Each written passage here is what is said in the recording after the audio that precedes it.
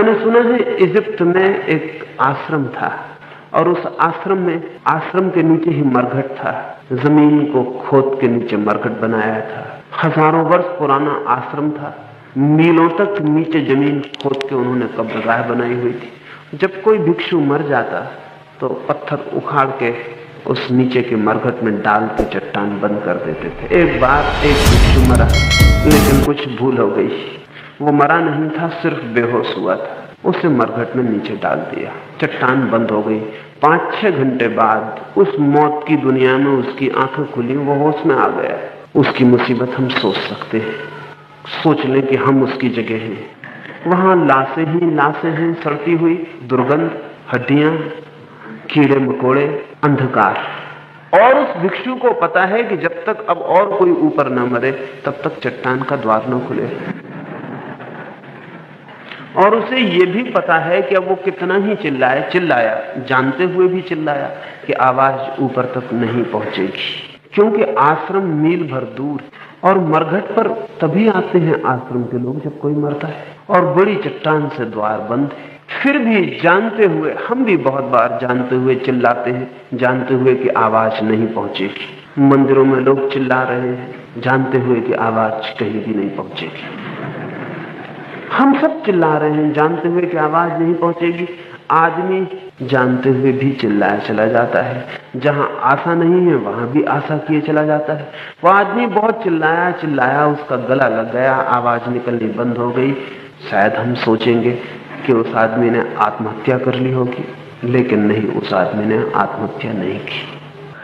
वो आदमी थोड़े बहुत दिन नहीं, 7 साल उस कब्र के भीतर जिंदा रहा। वो कैसे जिंदा रहा? उसने सड़ी हुई लाशों को खाना शुरू कर दिया। उसने कीड़े मकोड़े जो लाशों में पलते थे उनको खाना शुरू कर दिया। मरघट की दीवारों से नालियों का जो पानी चूता था वो चाट के पीने लगा, इस प्रतीक्षा में कि कभी ना कभी तो कोई मरेगा ही, द्वार तो खुलेगा ही।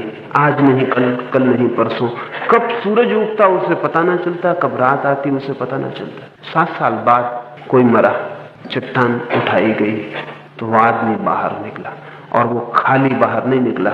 इजिप्ट में रिवाज है कि मरने वाले आदमियों को नए कपड़े पहना दिए जाते और उनके साथ 2-4 कपड़े कीमती रख दिए जाते, कुछ पैसे रुपए भी रख दिए जाते।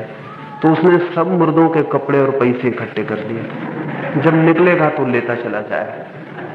तो वो एक बड़ी पोटली बांध के कपड़े और एक बड़ी थैली में सब रुपए भर के बाहर आया।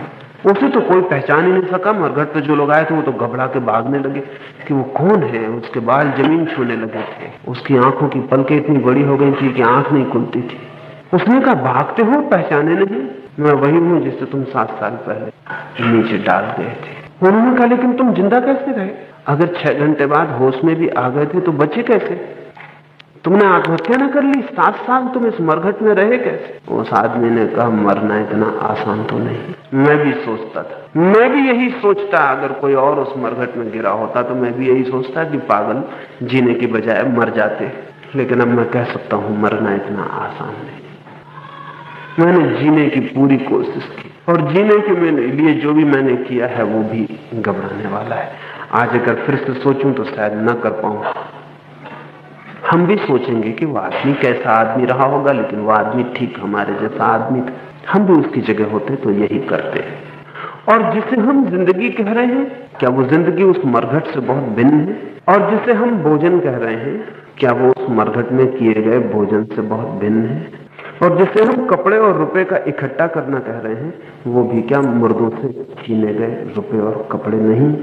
बाप बूढ़ा हो गया हो तो चाहे बच्चे कहें या न कहें, सोना विदा हो जाए।